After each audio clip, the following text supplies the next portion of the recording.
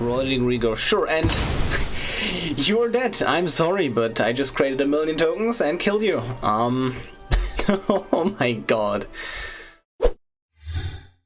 Hello YouTube, welcome to this fine day, and today we are going to have a look at Jinnie Fay, Jetmir second in Historic Brawl. This deck aims to win by playing Jetmir's second Jinnie Fay and then producing a bunch of tokens. Doesn't matter which tokens, can be treasure tokens, creature tokens, nobody cares. And those get converted into either 3/1 dogs with vigilance or 2/2 cats with haste. And the basic curve in this deck is somewhat going to look like this. Like, we just have, you know, we can either source the Plowshares, the opponent's creatures, or like mana dorks to slow them down. We can play some protection. On 2, we have cards like Black Market Tycoon that can tap to create a treasure token. Skynight Vanguard, when it attacks, you create a 1/1 Wild Soldier creature token that's tapped and attacking. Things like that that produce tokens. And then we play Jinnie Fay and we can attack with the Vanguard, and we are specifically for something like a Vanguard, we're going to choose the 3/1 dog token every single time, because the token that gets created gets the properties of the, like, it only changes what kind of token gets created, not like the circumstances and that that the token gets created. So if it's a tapped and attacking token that gets created, we still get a tapped and attacking token. It's just a 3/1 dog now. So there is no reason for this token to be a 2/2 cat with haste. Most of the time, sometimes the toughness matters, right?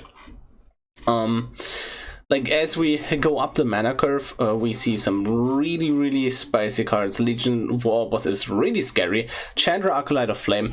Again, the tokens here still sacrifice at the next end step, but it is still extremely scary, producing 2/3/1 haste creatures every single turn, and that just crash in. That is very threatening. And we have some new cards here as well with Jetmir, Nexus of Rebels. So since we go naturally wide in our deck, this can just basically be a creator for 4 mana if we have enough creatures, because just everything having 3/0 double strike, trample and vigilance, that just kills people. Obviously we also have Parallel Lives and Anointed Procession, 4 mana enchantments that double the amount of tokens we're getting, and if we have both of them on the field we get quadruple the amount. And then we also have basically a better commander here as Divine Visitation. And this gives us the option of our tokens being created as 4/4 angels with vigilance and flying instead. The reason why we play this is obviously this is still just an upgrade to whatever Jinnie Fay is doing. Most of the time, sometimes the haste does matter. But we can still choose what we're doing, and like with Jinnie Fay, we can we can't just say no. With Divine Visitation, we have to create them as 4/4 angels, but that doesn't matter too much really. And if they kill Jinnie Fay, we can still stick a Divine Visitation, which is arguably harder to remove than a creature. And that is the basic idea of this deck. I hope you will enjoy the gameplay, and let's see what we can make of it. We are ready to play against Redain, God of the Worthy. And 3 colored decks have some really, like, we are pretty strict on our mana base because we also need a bunch of untapped lands to play our cards on curve. So I usually like to mulligan for good mana, and this hand here is not an exception. Oh yeah, that is good mana, and we have some scary cards coming up. Yeah, I like this a lot. Turn 1 Legion's Landing, turn 2 Emeria, Soul of the Accord. Pretty good, pretty good. And Emeria creates a 3/1 when she attacks. Because, like, there's a reason, again, to create a 2/2 with this, because we already attacked, right? So, that doesn't do too much of a difference.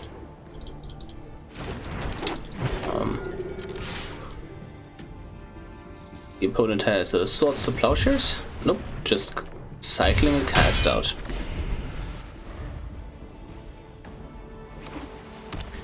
Sometimes, like since Jinnie Fay's non-green symbols are hybrid symbols, you can't just basically, if you just have green and white cards in your hand, for example, and just green and white mana, you can perfectly you can just play that hand because you technically need mono green only to cast Jinnie Fay, right?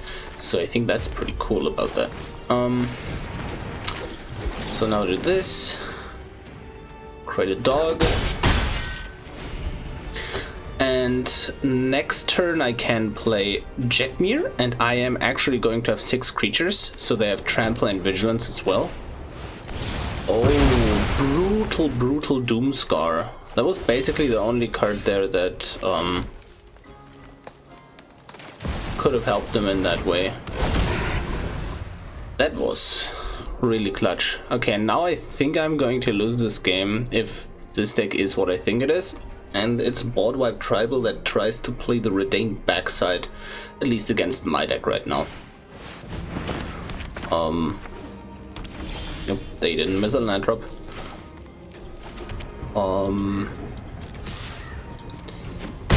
And I'm going to do this. And I'm setting up for next turn. I'm trying to flip the Legion's Landing here. I'm going to create 2 tokens with haste. If I plug my hand, that yes, okay, that actually works out perfectly. Look at this. So Forbidden Friendship, going in with haste, Thraben Inspector. I should have, oh no, I think I should have played the Sokuzan.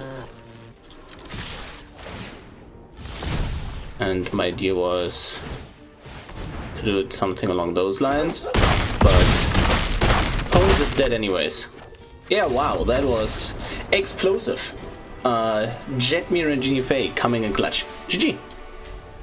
We are ready to play against Quasar. And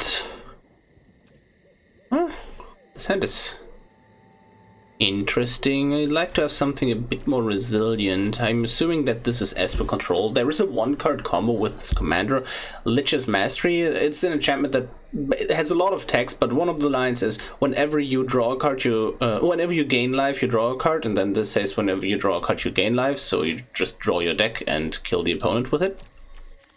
And I assume they're playing this in an Esper control shell.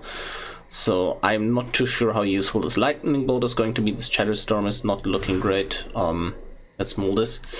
I kind of like this. This is slow, but a Shaper's Sanctuary is really good in a matchup like this. Like, this is very slow. I'm just going to drop my commander without basically doing anything on 3. I just need to have 1 land that I draw, right? But the Shaper's Sanctuary is basically why I'm keeping this hand. And Wedding Announcement as well, like, it's great here. We need to play the Sun Petal Grove here because the Sundown Pass is the only card that actually comes into play on tapped here. Confounded Conundrum, yep, not too worried about that. I think I'd rather have a Wedding Announcement out. Like, I'm more fine if they counter Jinnie Fay than the Wedding Announcement, to be perfectly honest. Ghostly Pilferer, sure. Esper Sentinel, okay, interesting. I'm not quite sure what they're up to here, but we will see. Resolve, sure, you draw a card. And we swing in. They trade the Esper Sentinel. No, they don't. And turn. Create a... This is one of the few cases where even if I don't attack with the cat, but I still consider playing a dog here. Playing a cat here. Nah, I'm going with the dog. If I draw a land, the Tristani is just going to buff the whole team. And I can still Lightning Bolt the Esper Sentinel should they draw a card off of it. But let's see how they attack here. Goodbye Esper Sentinel. Oh, I should have done this in response to them casting the commander. That was a slight mistake. Oh, they have one additional life.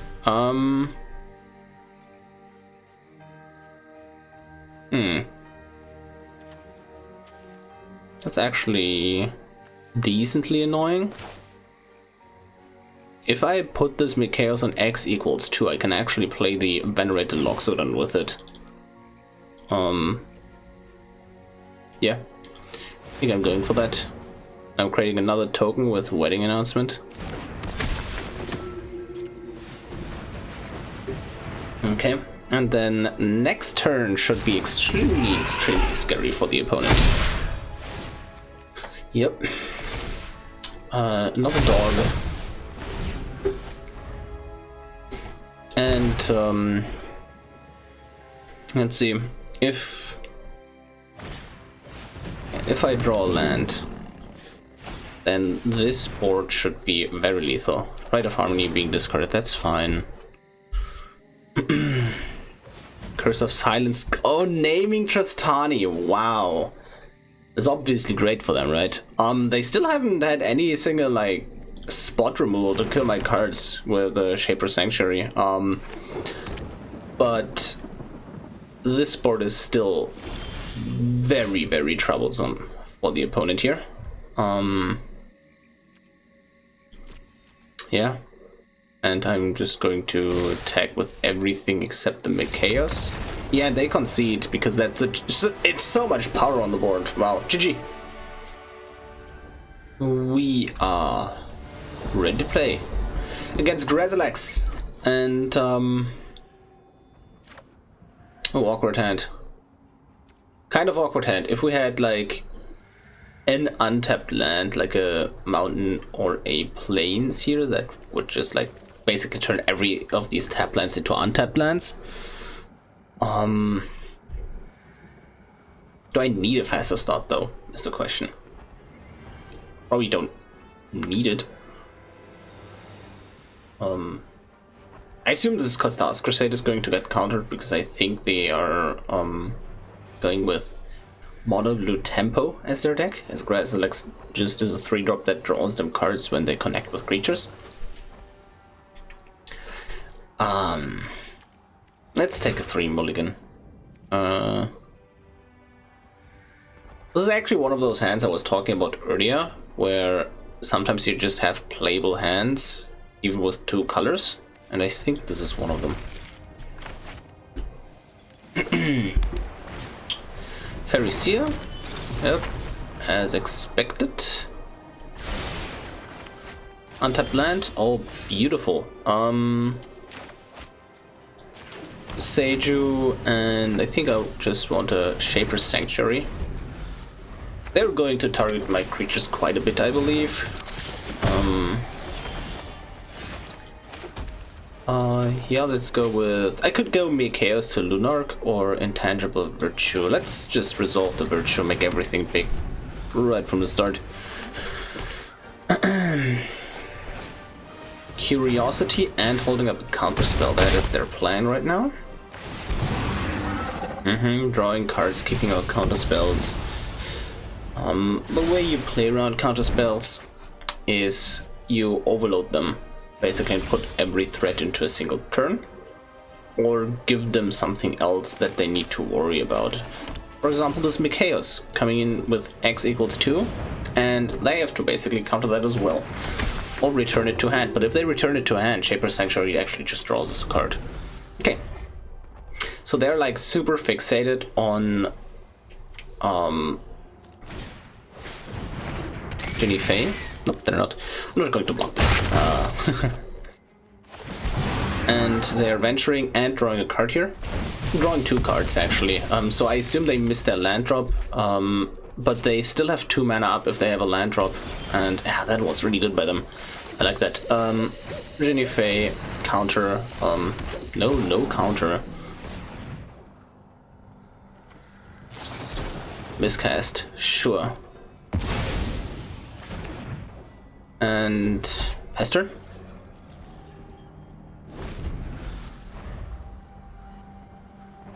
And in their end step, we want to activate Chaos the Lunarch. Witness Protection. Sure, I draw a card. That is totally fine by me. And now I can just... a legitimate business person, by the way. They wanna... Now they're in an awkward spot where they can't attack with the Malison as well. Yep, they can only attack with the Pharisee, so maybe they should have put this Curiosity on the UNT Malison, especially if they're playing ninjas, which I assume. Just to swap them in, you want to usually return the Pharisee instead of the UNT Malison, as it's cheaper. So I think they misplaced this Curiosity, and that is going to bite them. Put a counter, let's put a counter now, and then... let's do the scary stuff next turn. Into the Royal, drawing a card. Yep, as you see, Shaper Sanctuary does a really great job here, and their clock is actually not very fast, I have to say. So X equals 2 again on the Chaos. They counter that, they counter it, and I think I just want to use Join the Dance here, just create 2 2/2s with Intangible Virtue. And Join the Dance does have flashback for later, as does Shadow of the Scroll.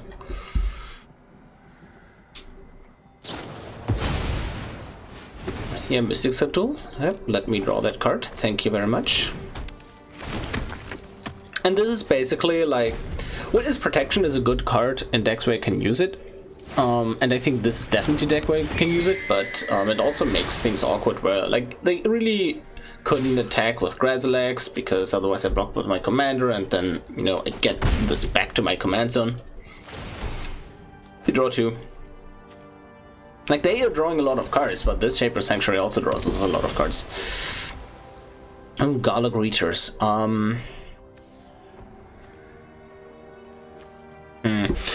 So the card I want to resolve in my hand the most is Shadow of the Skulls. But they have 4 mana. Like, there is no way that even if they counter something here, they don't have another counterspell for Shadow of the Skulls. So I'm thinking, how do I play around this? If I join the dance, that just costs 5 mana, which is like awkward because I have 6 mana and a bunch of 2-drops, right? So I think I want to go for Showdown. I want to lead on Showdown and then get that countered and play a Shadow of the Squirrel, basically.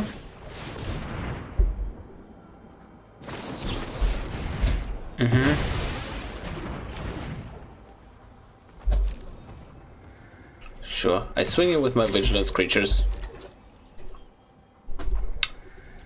And then Gala Greeters is unironically... Yeah, I'm not going with Shatter. I'm going with Gala Greeters. I changed my mind.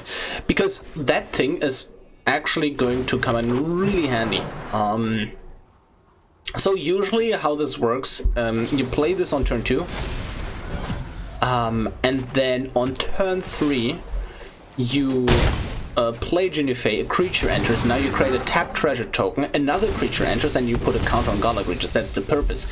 But in this case, Gala Greeters actually, like, their clock is very slow, right? So that is going to help us stabilize against the opponent here. Yeah, let's go with Join the Dance. And that resolves, yep. I think I'm just going for gain life. I'm going to put a counter on Gala Greeters. And just Chatter off the Squirrel as well. Create a tap treasure token. Yes.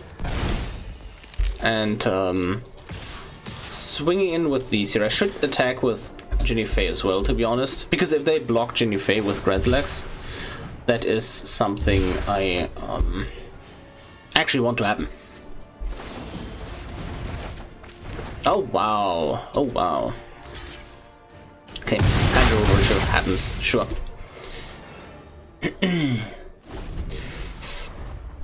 Where are they in the dungeon? Okay, Curious Obsession, and now they put it on the UNT Malison. Yeah, as I said previously, the curiosity was a bit misplaced there.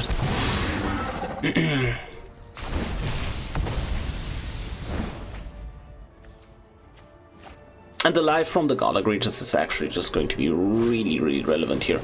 Oh wow, that is super scary though. Oh, it's not going to resolve. Oh, but this is probably not going to resolve. They counter the Intangible Virtue. Yes. And now the Rabble Rousing resolves. And that is the real card we want to resolve here. So we basically get to look at the top 5 with Hideaway. We choose a card here. And it's going to be... Oh, I think a Lightning Bolt has to be it, right? Okay, don't need more creatures. So this is exiled with Rabble Rousing. Now when we attack, we create that many 1/1 green and white citizen creature tokens. And if we then control 10 or more creatures, which we have to attack with 1, 2, 3, 4, 5. 4 creatures is what we have to attack with, right?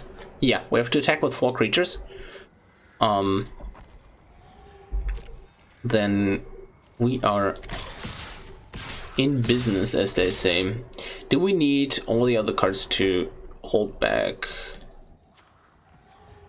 This is basically a 6/6 right now. This can activate actually, which is really scary. Can still play the Thraben Inspector. Probably, if I bolt something, then the Siren Stormtamer can sacrifice itself for it, but yeah, don't really have a choice here in that matter. So I think I wanna like try to hit the UNT Malison or whatever. We can't block any of these anyways. Like, we are going to have 2 creatures that block these 2, so it doesn't matter, and we should attack with these. And let's just count. That's 7. So yeah, that just costs 1 to activate. There is no need to use that on that. I think I'm going for the Paris here, as I can block these 2 unless this is attacking alone, but then the Pteramander doesn't attack. So, okay, tap treasure token, counter, gain life.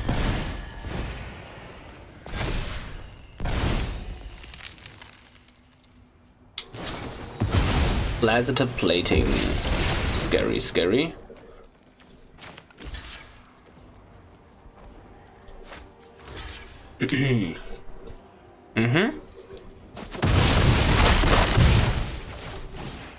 And I know we could have like bolted our own Jinnie Fay, but I believe that play was just way too slow.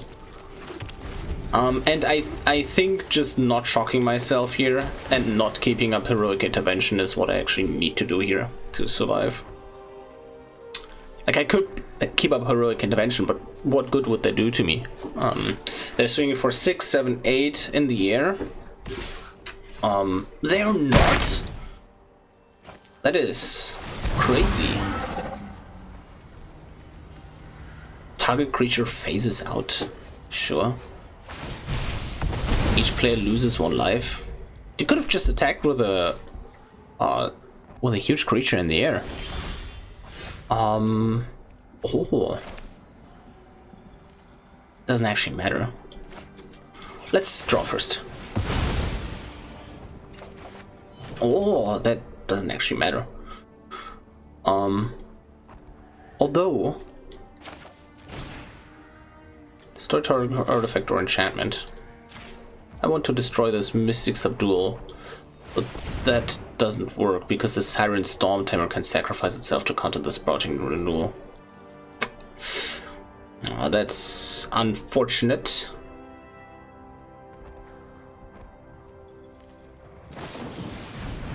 Memory Lapse? Sure.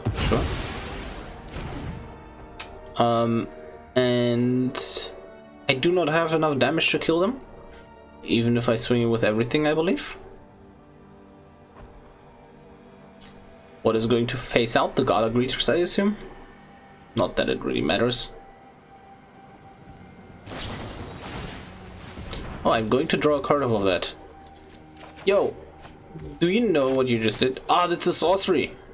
Oh, I thought it was a good card. Maybe I should have heroic intervention this, but at the same time, like, look at this. They're far from... Like, they still have lethal here.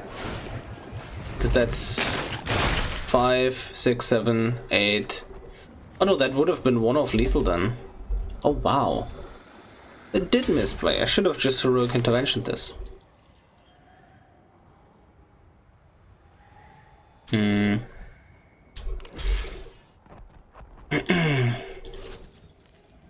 But to be fair, I should have been dead now anyways, because they didn't want to attack with the UNT, they wanted to attack with other things. But that was definitely an oops, as they say. Yeah, and we can pack it up. Great game, GG. We are ready to play against Tachova Benthic Druid.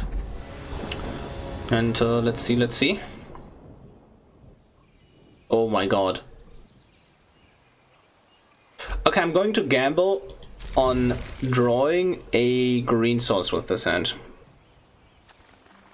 Because if we draw a single green source with this hand right now, we have a disgusting amount of damage coming in on turn 4. Decline. Yeah, because we can just play Sram's Expertise and then play a Hordeling Outburst from that. Okay, game. I need you to draw me an untapped green source. Right about, you know, now. That would be great. I really, really want that in my life. The odds are too... Oh my god, it's happening. I'm doing a thing, Mom. Mom, get the camera. Oh my god. This guy won't know what hit him. This is going to be disgusting. So Sram's Expertise creates 3 tokens. And Hordeling Outburst creates 3 tokens.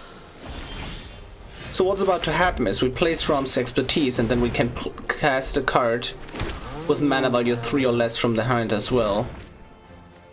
And we just swing with a massive board into the enemy. Into the opponent. They're not our enemy, they're our friend and our opponent. Holy moly. And yeah, it's a teeny tiny bit too late for that. I'm sorry. Teeny tiny bit too late. Yeah, this being a tap land really did it for them. Rolling Rigor, sure, and you're dead. I'm sorry, but I just created 1,000,000 tokens and killed you. Oh my god. Wow, what an insane turn 4. I love it. GG. We are done with the games. I hope you enjoyed them as much as I did. And Jinnie Fay Jetmir 2nd is definitely an amazing addition to historic Brawl. It's just the right power level, and it's going to get better over time as there are better and more efficient token creating cards, and it's a really fun deck. Like, I mean, this was one of the most hyped cards as far as I've seen on the internet, as far as, you know, commanders go from the latest set, and I can see why. It is really fun. This deck's construction, you know, this is definitely more into the default direction. You can do some really cute stuff with like Treasure Storm, and then when you're done creating treasures, you create them into 2/2 hasters, and there are a bunch of things. But for now, I was just looking at the default way to play Jinnie Fay. If you want to play this deck on a budget, what can you cut? What do you need? And this deck is not super cheap. First and foremost, I want to say something. There are a bunch of 2 mana create 2/1/1 token effects. I think 2 or 3 that I have not included in this deck. Well, 2 or 3 is not a bunch, but you get what I mean, right? And as I found myself having too many token producers, so if you do not own some of these 2-drops, you can just replace them with, you know, these other versions. Like there is another Krenko's Command, effectively, for example, Dragonfodder, I believe. Cards like those. So you can replace those specifically, and then the deck has a lot of expensive cards in the deck and a lot of expensive cards. Well, it's also the deck, but in the mana base. You get what I mean, right? First and foremost, you really want to have a solid mana base in this deck. So the lands that you need are the ones that just fix your mana. So you don't need a Treasure Vault, although that can just come in clutch in the late game. You don't need a Karsalman, you don't need a Den of the Bugbear, you don't need like these. These are the ones you're interested in. You really need that color fixing. So I would recommend you to have like 60 to 80% of these color fixing lands, and then start from there. Similarly, in the main deck, what do you actually need? And it's going to be the broken token cards. Like, token cards are not really broken, but you know, those really solid token cards that can just turn a game around. Something like, you really want big payoffs, because there are so many commons and uncommons that produce tokens, right? So something like a Cathar's Crusade, something like a Divine Visitation, to some extent Tristani, but although I don't recommend it, there is an uncommon 5-drop that also buffs your creatures by +1/+1, and that is very similar. But a Jetmir, Nexus of Rebels, like your big payoffs, those are what you're interested in. Anointed Procession and Paralyze, obviously I don't have to tell you that these are basically the best cards in this deck. And then after that, you're looking to refuel, and something along the lines of Seasoned Pyromancer is coming really handy. Welcoming Vampire Wedding announcements, because you tend to sometimes run out of cards and you just want to have something to do with your mana, and like those are the cards I would recommend you to craft. Yes, I know, Source to Plowshares, if you crafted the staples, you should have had this a long time ago, but it is not integral to the game plan of this deck, as we are not really reactive, we are very proactive in this deck. So like sometimes we can just, you know, drop a 1-drop and then go, and then 2-drop, 3-drop, and that will most of the time be enough to kill the opponent anyways, and you don't need the Swords to Plowshares in the first place, like we saw in the last game against Tadjova, where the opponent just died. Yeah, these are my recommendations if you want to play this deck on a budget. Overall, it has been really fun. I'm also back to YouTube. If you want to read more about that, read the my comment on that under this video. And yeah, I will see you in the next one.